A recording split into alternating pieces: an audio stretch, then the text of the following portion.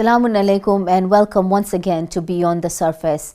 Today we will be continuing our discussion on Gaza, how the West is supporting Israel. And like we were joined last time, we will be joined once again by Mr. Charles Shoebridge, who is a writer, broadcaster and independent authority on issues related to security, intelligence, terrorism and crime. Mr. Shoebridge is a graduate of History and Politics and of the Royal Military Academy Sandhurst, where he served for almost 2 decades in diverse frontline policing and military roles, specializing in counter-terrorism and intelligence operations. Prior to his service at Scotland Yard and elsewhere, he has worked in counter-terrorism as a commissioned officer in the British Army. Thank you very much, Mr. Shoebridge, for joining us again today. If we get back into now why this is happening, I mean, why this support of the West, and again, we're talking of the media and the leadership, because just like you clarified, I think London, for example, has been a ground where a lot of freedom movements have come up. South Africa is an example, and definitely at the moment, people protesting in London have got larger groups of people in London than in the Muslim countries, people near Palestine.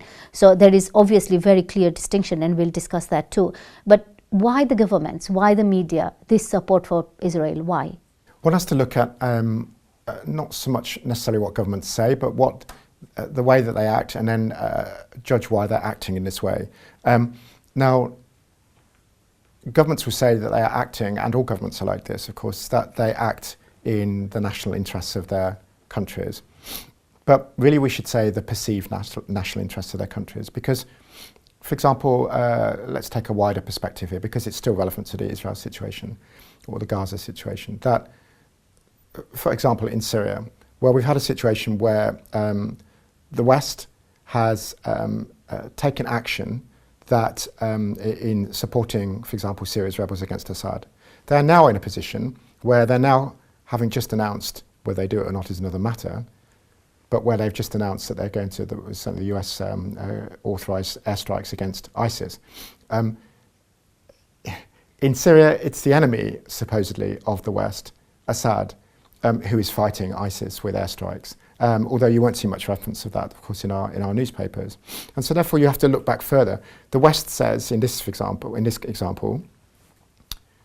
that it's supporting Syria's rebels because Assad is a dictator, and because, and therefore, we need to support the rebels, who presumably, therefore, are some form of secular Democrats. But of course, there's been very little evidence from the outset for those who've actually looked at the situation, and now I think it's much more widely accepted, even in the mainstream media, because it's undeniable, that for the majority of people fighting the Assad regime, are almost certainly not democratically oriented, and they're not secular.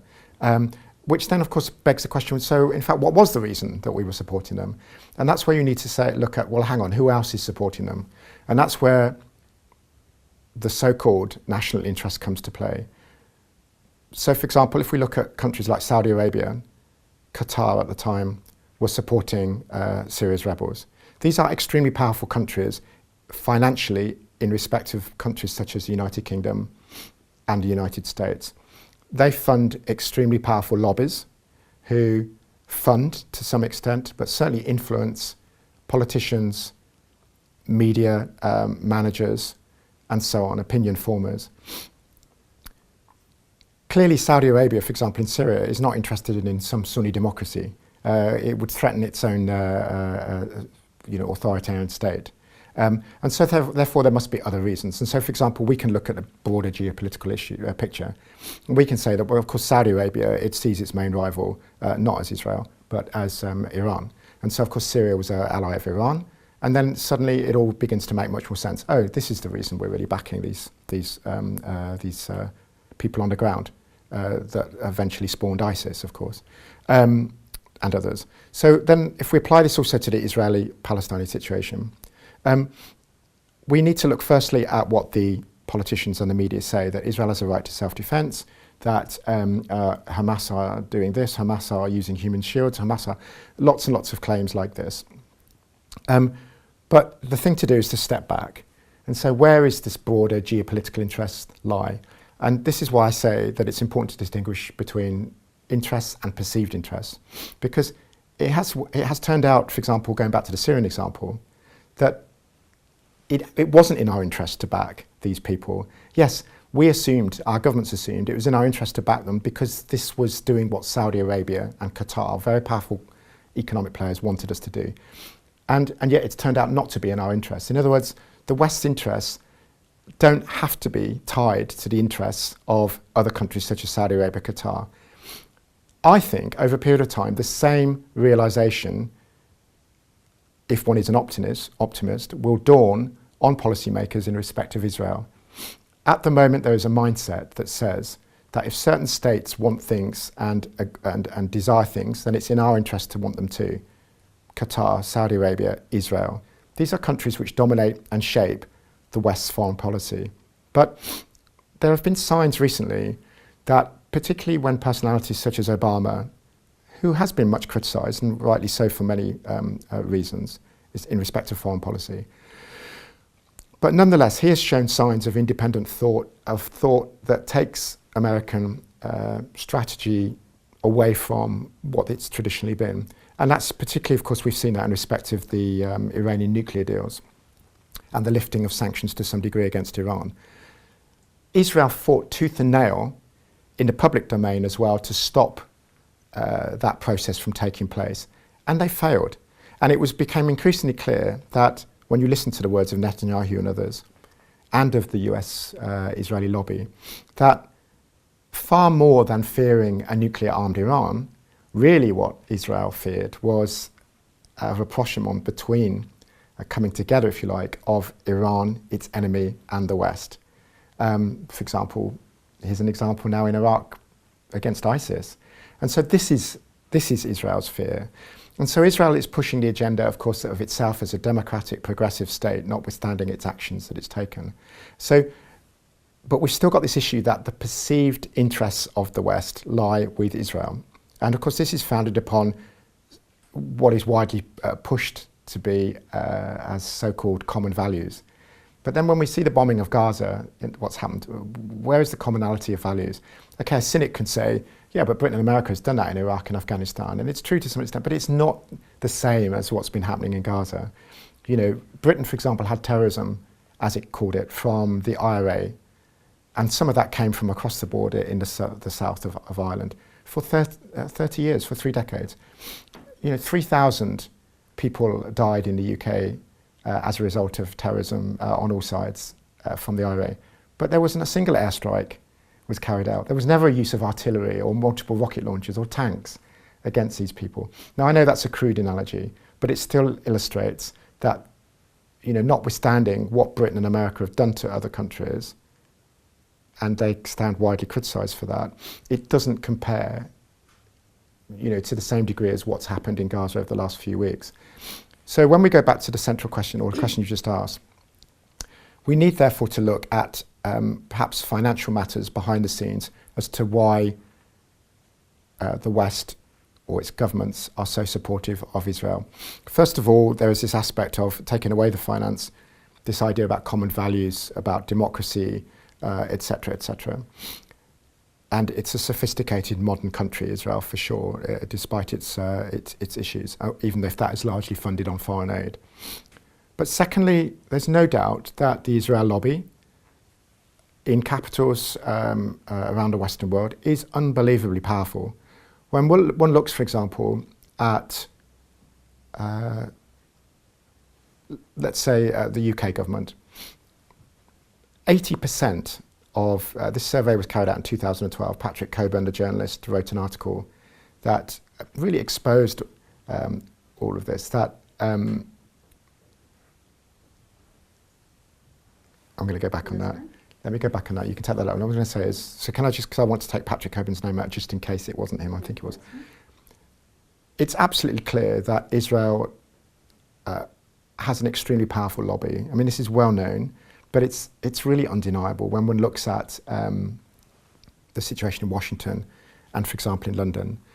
As an example, in 2012, which is the last figures that I saw, that just 2 years ago, that 80% of the UK government's MPs were members of the Conservative Friends of Israel. I mean, there is no other lobby group that has this kind of power. So you've got a situation where,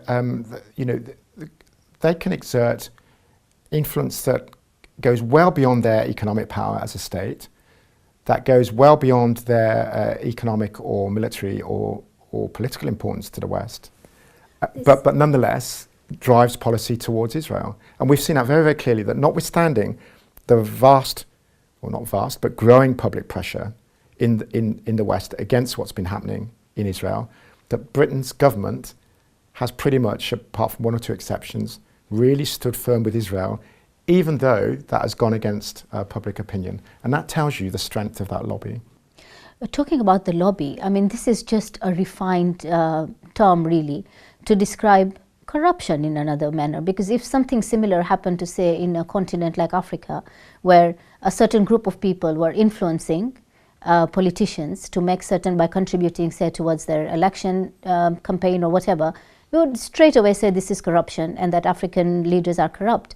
Is this not corruption? Well, lobbying is a form of corruption. I mean, because at the end of the day, people are using their influence or perhaps financial incentives, whether it's gifts to parties, funding election campaigns, or perhaps more discreet ways of funding to achieve a political aim. And this isn't, of course, just in the international arena. When one looks in America, for example, the power of people like the gun lobby or others, one can see that they wield a disproportionate power, largely through funding of politicians.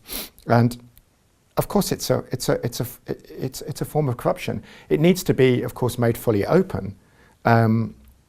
People can give donations to parties and so on. I mean, obviously, we're entering into a complex area that we could discuss for hours by itself, whether it's subversive or undermining of democracy, for example, that lobbying can even take place, because of course it increases the power and influence of individuals or corporations purely on the basis of their financial strength as opposed to the numbers of voters they represent. At the end of the day, corporations and wealthy individuals are not representative bodies, and yet they wield enormous power. That's been the case always, and it certainly is now. And we can certainly see that in the case of the Saudi lobby, the Qatari lobby, the Israeli lobby. These are all powerful bodies simply because they, in many cases, as wealthy individuals who are effectively advocates or protagonists for states such as Israel, they own so much in the way of financial resources that they can then influence and sway governments. But the problem comes when, if you like, the opportunity comes, depending on your perspective, when the viewpoint of those who are doing that lobbying, which is basically just to support Israel, that's their viewpoint, can then be combined with, of course, and this is where PR people and so on will get involved and where the media becomes so useful, with abstract ideas such as, well, Israel is a democracy, and then, of course, all of the terminology starts being put in because, for example, you'll see Hamas are consistently described as militants in the West's media, in the same way that, for example, anybody that is a so-called enemy of the West is called a militant. The East Ukrainian rebels are called militants. What makes them militant is hard to see, but if you're called militants, clearly, Syria rebels, for example, very rarely called militants. ISIS, when they're on the Iraq side of the border, they're called militants. And so we can see here that the combination of all these different players can then produce this narrative, which is, if not pro-Israel, although it is pro-Israel, but of course that narrative has become increasingly difficult to sustain because of what's obviously been going on in Gaza. And then, of course, it shifts to be explanatory, to purport to explain Israel's actions, that Israel has no choice but to kill so many civilians. And we've seen all that in the West media over the last few weeks. And then, of course, it becomes self-reinforcing as part of the lobby, because then you'll get the mainstream population, to a large degree, also supporting what Israel's doing, because, of course, they have a very narrow view of what's been going on, because they're still, to a large degree, although this is changing because of social media, Twitter and so on, peoples in the West are still largely dependent upon the narrative of their mainstream media. And of course, if that mainstream media is if not controlled, then largely influenced by the lobby groups, then it becomes almost for the lobbyists a self-perpetuating virtuous circle, because not only is the lobby directly seeking to influence politicians and governments, but also then there is this perceived upwards pressure that comes from the people because of the messages they've been being fed. An encouraging aspect of this, which has changed so much over the last only very few years, is because of the advent of social media, such as Twitter, people, particularly in the West, have an alternative source for their news or an alternative source for opinions, which means in turn, not only can they actually switch away from the mainstream media that is sending this one-sided narrative, but also it means that the mainstream media itself cannot anymore ignore, to the same degree as it perhaps once would, things that are inconvenient to its mainstream narrative. Because if they are going to keep any credibility at all, they cannot ignore things that are on Twitter, for example, or are appearing in other news sources, let's say about Ukraine, for example, Russia Today, which again puts an alternative narrative. One cannot anymore ignore the other, because otherwise its credibility would be totally destroyed. And so therefore, Twitter, social media is having a very big impact. And so an aspect for the future is that social media, in that bottom-up respect of influencing politicians, which after all is what democracy is supposed to be about, that actually, if you like, the chain of self-reinforcement between lobbyists and then upward pressure coming from the ground to support that lobby may in the future be more difficult to sustain. We were discussing the West's support for Israel and the lobbying that goes on here, because of which the West has been supporting. Do you think that things are changing now in terms of the ordinary people after this Gaza war that has happened? Do you see that ordinary people, say, on the streets of London, are changing their opinions? I think the explosion of social media over the last maybe only 4 or 5 years, because one can look back to events in 2009 with Israel and killing civilians, and one can see the response here, certainly in London, amongst ordinary people, and that has to then be reflected in the media, the mainstream media, has changed. And one can, I think, ascribe that to the growth of social media, because what's happening is that people now are having an alternative viewpoint. People are able to access alternative news from, from channels around the world. People are tweeting things that are bringing people's attention to items or news or facts which wouldn't have been reported, or at least wouldn't have been given much prominence in the mainstream media of the West, because the mainstream media of the West, no matter how diverse or pluralistic it might be, and this is very arguable, of course, in terms of its domestic output or commenting on domestic issues, internationally, mainstream media tends to be a mouthpiece of its host government. So, and it doesn't really mean that just the BBC is a mouthpiece of the Foreign and Commonwealth Office. If you look at any of the mainstream news organisations, print or broadcast, almost invariably, and therefore I don't say it's all the case, but almost invariably, on most major foreign policy issues, they will take the UK government line, and the UK government line is the US government line. And so that has always been the case. But because of this growth of social media, and because of this provision of an alternative, and because that can challenge the narrative that's been set, that isn't just meaning that some people, or many people now, increasingly, because somebody will see something on Twitter, they will discuss that with their mates in a cafe or a pub or something like this. They will discuss it with their work colleagues. So the number of people on Twitter isn't necessarily indicative of its increasing influence, because on top of that are people who aren't on this social media who are still talking by traditional means. And of course, it's not, the subject is going to be something like, oh, did you see that on the TV? And then somebody's going to say nowadays, which they wouldn't have said 5 years ago, oh yeah, but I saw something different, which was on Twitter, or it was from some Arabic channel, or it was from some Russian channel, or Iranian channel, or something like this, or Australian, or some alternative channel that's in the UK that wouldn't ever have been heard of before. And so all of this is now becoming available. And then because it's then available on social media, it means the mainstream media also has to at least mention it somehow, because otherwise people can then point to them and go, there, that's the proof you're biased, because otherwise you would have mentioned this, or you didn't mention something. And so that is having a great impact an increasing impact on public opinion. I'm going to go outside the Israel situation momentarily to prove how this can hold potential for the future in respect not just of Israel but many, many other issues, particularly foreign policy issues. When Assad allegedly used nerve agent against civilians supposedly in Damascus last August, I think it was, the mainstream media on the whole in the UK and the US was overwhelmingly supportive of the UK and US government position, which was that this so-called red line of Obama's had been crossed, and this was now the time to strike Assad. Now, if we remember, what happened was that opinion polls were showing in the UK and the US that around 70 to 80% of people did not want us to attack Syria. They either A, they didn't believe what they were being told, or B, they're fed up with war, or a combination of different things.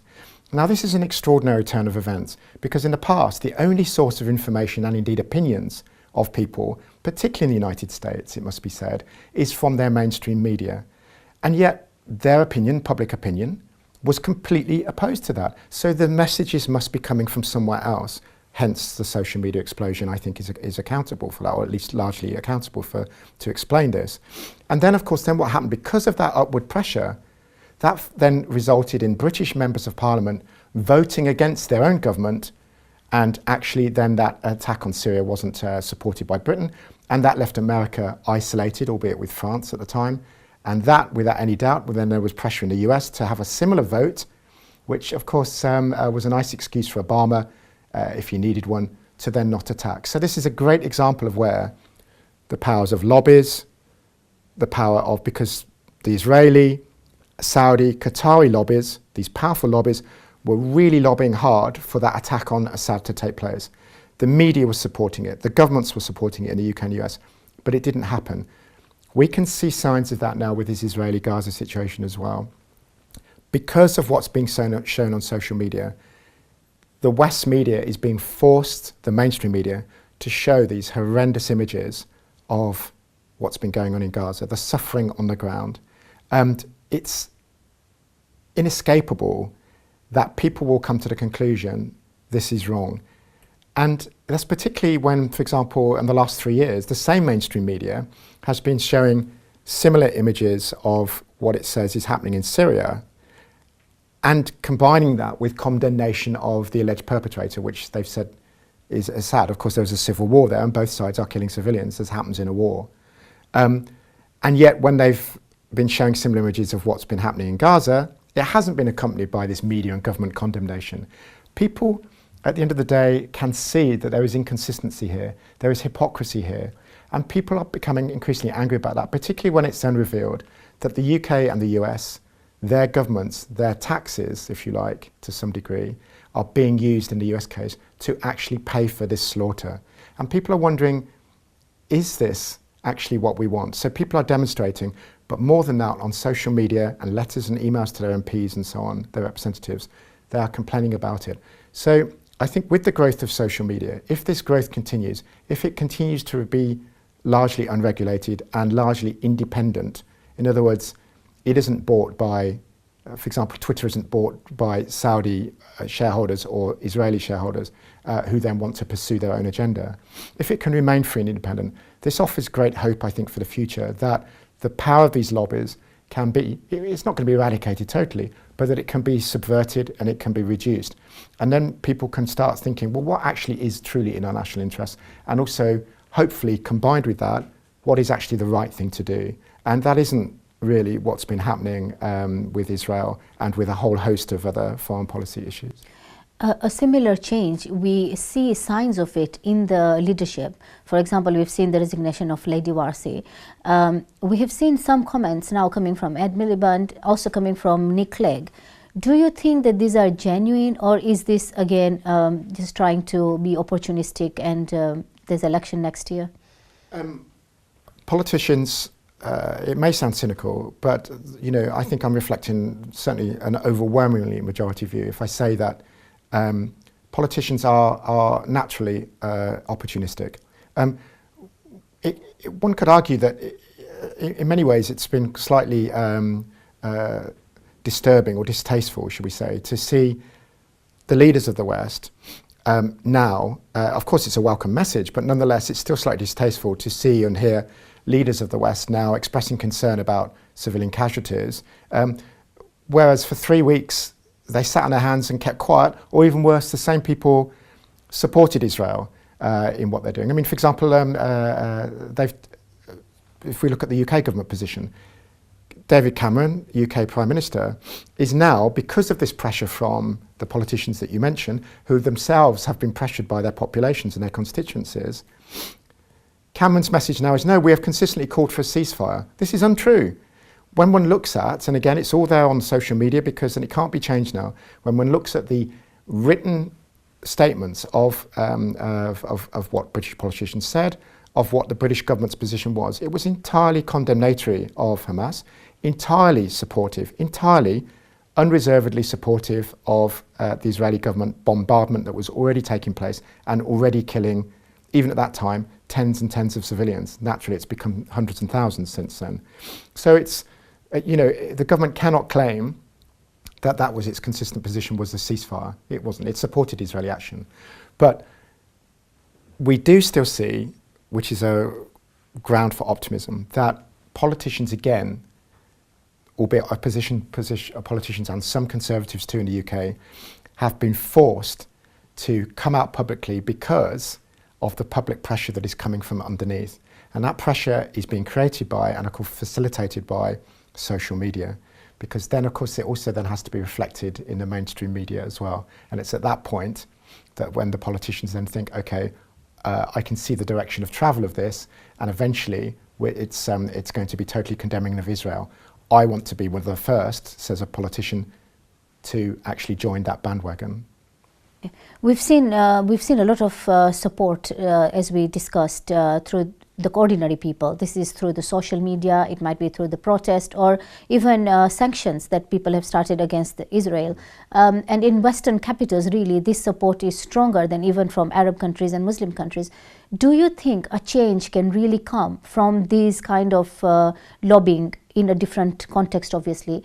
Will this influence, for example, the elections next year? Is there enough voting power with these ordinary people in Western capitals to influence change? Well, it's a very good question, because if these were true democracies, of course, the Western countries that had true democracies, then of course the feelings of ordinary people would count. But and to a large degree they do, to be honest. But if the choices, voting choices, are limited, then of course you have a limitation of democracy itself. If one looks at, let's take the UK example, and the US example is even more so, there is choice, and a democratic choice. You can choose at election time, of course, between different parties. But if those parties have exactly the same policy, for example, on foreign policy, where is this democratic choice? I think in the UK, there is a new situation that has arisen, and this applies also to some other countries. And I think there is a feeling that a similar situation may at some future point arise even in the US. And that is, in the UK, for example, you've got three main parties, two of which are now, of course, in power as a coalition. Their foreign policy positions have been almost identical on almost all foreign policy matters. For example, the Liberal Democrats, even though they opposed the war on Iraq, as soon as the war happened, they then supported it. And then, they were in opposition then. And of course, they've now shown their true colours, because now they're in government. They've supported attacks on Libya. They've also then supported the attack on Syria, which didn't take place. So I think there is a general disillusionment, should we say, amongst British public about these kind of issues anyway, because governments have taken these military actions largely without the support of the people in any case. Whatever one thinks of a new player on the block in the UK, which is UKIP, UKIP is the first party, and this one should not take this as an advocacy of UKIP. I'm just stating it as a factual observation. Now in the UK, we have a party called UKIP, which is the first time, because UKIP is now doing really well on the polls, their foreign policy position is entirely different from the other three parties. They advocate pretty much a non-interventionist role. It could well be that the mainstream political parties, excluding UKIP, of course they are running scared of UKIP at the elections, particularly in certain key constituencies. Now, the media comment that they are running scared of UKIP because of issues such as immigration, crime, the EU, of course, membership. But also it could well be that with this growing lack of appetite for West's intervention in the affairs of other countries, particularly military adventures, and particularly support for organisations or countries such as Saudi Arabia, Israel, that are acting in such reprehensible ways, as Lady Wazi called it, that this could also encourage a move away from people voting for the mainstream parties, because now they have an alternative. Alternatively, they may worry that people are just not going to vote at all, which of course delegitimises the government in terms of reduced turnout. And so I think there is this worry in respect of this. And if there wasn't this worry, it's very difficult to explain why, having first supported Israel's actions, after 3 weeks, or kept quiet about it, after 3 weeks, politicians then started saying, actually, Israel is acting quite poorly here, even though their actions were the same as they were 3 weeks before. And it's also difficult to understand why, going back to the Syrian example, why MPs were so against attacking Syria when their government and the media and in their own pronouncements beforehand had been very much in favour of it. It must be because they fear public pressure. And the only reason that they can fear public pressure is because they fear what the result will be at the ballot box when an election comes. And so therefore I think social media in this respect, by providing this alternative narrative, by holding the mainstream media to account, by providing an alternative source of facts as well as opinions and perspectives to the public, is enhancing democracy in an enormous way. It's a different subject, but by means of this mechanism, I think increasingly the publics of countries, and I include in the United States where of course social media is very strong, increasingly the publics of these countries are able to hold their governments to account over an area of policy, particularly foreign policy, where in the past, because of the lack of choice amongst parties, they've not really had a true choice. They've not been able to go to an election and say we're voting for this particular policy or against this policy because all the parties have had the same policy. And it's also now that, whereas in the past foreign policy perhaps wasn't uppermost at all in people's minds when they go to the polls on election day, it's economics and stuff like this, when you see such visual representations as we've seen of the suffering that is being caused not just abstractly in the world but by countries such as Israel that we are absolutely supporting, or our politicians are, it's then the public may well decide to hold those politicians who have supported those actions and that killing to account. And I think whether that happens or not, it's a fear that politicians increasingly are having. And so the short answer, because that was a long answer, but the short answer is very much yes.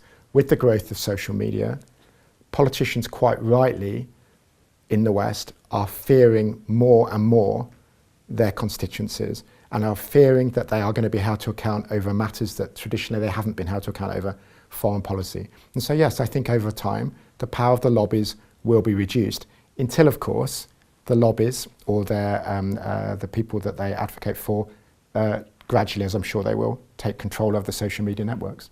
Mr. Charles Shoebridge, thank you so much for joining us today. That's a pleasure. Thanks for having me.